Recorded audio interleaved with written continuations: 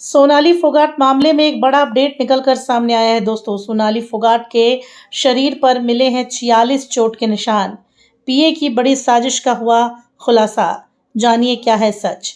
दोस्तों, ये वही सोनाली फोगाट हैं जिनके साथ हुआ ऐसा खेल। जी हाँ, खास तौर पर उन्होंने इनके शरीर के साथ ऐसा खिलवाड़ किया, उनके दिलो दिमाग के साथ ऐसा खिलवाड़ किया जिन्हें वो अपना मान रही थी। जी हाँ, अपनों के हाथ, अपने लोगों के हाथ बलि चढ़ गई सोनाली फोगाट। सोनाली फोगाट मामले में नया मोड़ आया है दोस्तों। अगर आप भी सोनाली फोगाट को दिलवाना चाहते हैं न्याय, तो इस वीडियो को पूरा देखें, कमेंट करें और ज़्यादा से ज़्यादा शेयर करें ताकि सोनाली को मिले न्याय। अब जब ये मामला सीबीआई के हाथ जा चुका है तो पता चल रहा है कि सोनाली के शरीर पर चोट के 1-2 नहीं, 10-15 नहीं बल्कि 46 निशान मिले। सुधीर सांगवान रच रहा था बड़ी साजिश। टिकटॉक स्टार सोनाली फोगाट की मौत में रोज नए खुलासे हो रहे थे। अब ये जानकारी सामने आई है कि सोनाली के शरीर पर 46 चोट के निशान मिले। पोस्टमार्टम कर रहे डॉक्टर्स से ये बात सामने आई है। पता चल रहा है कि असल वजह उससे काफ़ी अलग है। जो बताई गई है वजह उससे अलग है कोई वजह। गोवा के अंजुना बीच के पास कर्लीज क्लब में 22 और 23 अगस्त को सुधीर और अपने दोस्त के साथ सुखविंदर के साथ पार्टी कर रही थी सोनाली। कर्लिस क्लब में ठीक इसी जगह पर उस रात हो रही थी पार्टी। उस रात पार्टी की हर तस्वीर अब गोवा पुलिस के पास है। इत्तेफाक से क्लब वालों ने पार्टी की जगह सीसीटीवी कैमरा लगा रखा था। कैमरे में 23 और 22 अगस्त की रात की हर हरकत और हलचल कैद हुई है। पुलिस ने इस कैमरे का डीवीआर कब्जे में लेकर छानबीन शुरू कर दी है। ये वीडियो उसी रात की पार्टी का है जिसमें सोनाली बाकायदा झूमती दिख रही है। साथ ही सोनाली को जबरदस्ती बोतल से सुधीर कुछ पिला रहा है। गोवा पुलिस के मुताबिक इस बोतल में सुधीर और सुखविंदर ने एमडीएमए नाम का एक ड्रग्स मिला रखा है। हालांकि इन वीडियो तस्वीरों में दिख रहा है कि सोनाली सुधीर को रोक रही है। गोवा पुलिस सूत्रों के मुताबिक गोवा के हर एक क्लब में अब बार में सीसीटीवी लगाने के निर्देश साफ तौर पर हैं, लेकिन कमरे या वॉशरूम में जाहिर है कि कैमरे नहीं लगे होते। पुलिस के मुताबिक बहुत से लोग, यूं कहें ज़्यादातर लोग ऐसी पार्टीज में केवल ड्रग्स का मज़ा लेने यहाँ आते हैं। वो कैमरों की नज़र से बचने के लिए अमूमन नशा करने के लिए वॉशरूम या फिर बाथरूम या फिर अपने कमरे का इस्तेमाल करते हैं।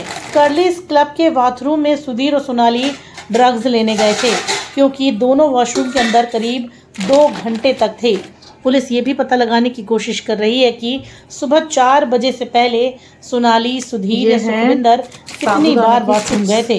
पुलिस की जांच में ये बात साफ जाहिर है कि उस रात सोनाली को सुधीर और सुखविंदर ने ही करीब 1.5 ग्राम एमडीएम ड्रग्स बोतल में घोल कर पिलाया। इसके बाद पुलिस अब इसे ड्रग्स एंगल से जोड़कर भी देख रही है।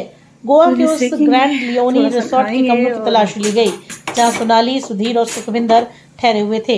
इस तलाशी में पुलिस को एक कमरे के बाथरूम से 2 ग्राम ड्रग्स भी मिली जो सुखविंदर ने छुपा रखी थी। पुलिस के मुताबिक सुखविंदर ने ही ये ड्रग्स एक पैडलर से खरीदी थी। अब पुलिस ये पता कर रही है कि ये पूरी की पूरी खेप सोनाली के लिए थी या फिर वो भी इसका इस्तेमाल कर रहे थे या करने वाले थे। वैसे सोनाली क्लब में पार्टी कर रही थी, ये बात पुख्ता है और इससे कई चश्मदीदों ने इसकी पुष्टि की है। चूँकि कर्लिस क्लब में ड्रग्स लेने की बातें सामने आई, इसलिए पुलिस ने क्लब के मालिक को भी गिरफ्तार कर लिया। क्लब के मालिक के साथ गोवा पुलिस ने उस ड्रग्स पैडलर को भी गिरफ्तार किया जिससे सुधीर और सुखविंदर ने ड्रग्स खरीदी थी। इसके अलावा सोनाली, सुधीर और सुखविंदर जिस ग्रैंड लियोनी रिजॉर्ट में ठहरे थे उन कमरों को भी सील कर दिया गया।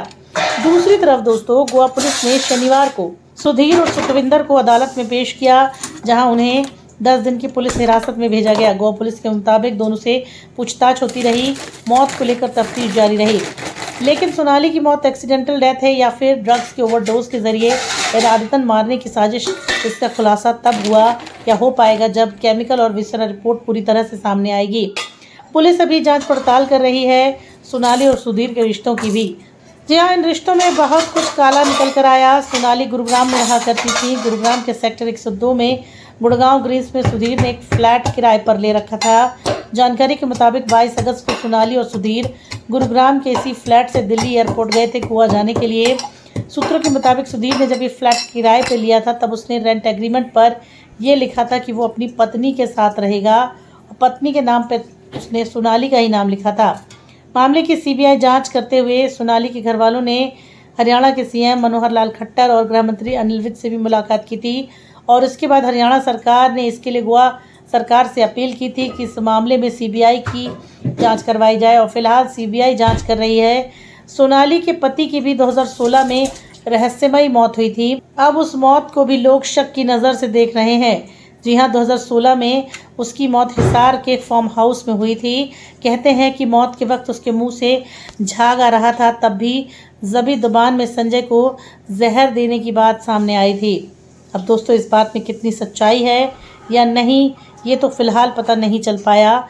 लेकिन सोनाली फोगाट की अगर हम बात करें तो सोनाली फोगाट मामले में ये बात सच है कि कहीं ना कहीं पीए ने पहले से ही बहुत बड़ी साजिश की थी और सोनाली को उसी साजिश का खामियाजा भुगतना पड़ा। सोनाली फोगाट मामले में आए दिन नए खुलासे हो रहे हैं।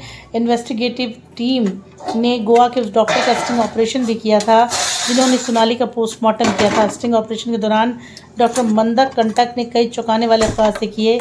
उन्होंने बताया कि सोनाली के शरीर के किस हिस्से में चोट के निशान थे। उन्होंने बताया कि सोनाली के शरीर के हर अंग पर, हाथ पैरों पर भी काफ़ी ज़्यादा चोट के निशान थे, जैसे कि उनके साथ मारा पिटाई की गई हो। सोनाली के शरीर में जहर मिलने की बात पर भी डॉक्टर ने कहा कि ये ड्रग ही जहर है। सोनाली का पोस्टमार्टम 2 दिन बाद हुआ, देरी से हुआ।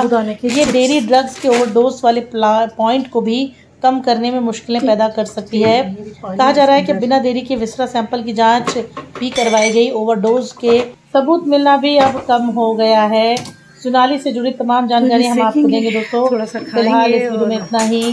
धन्यवाद।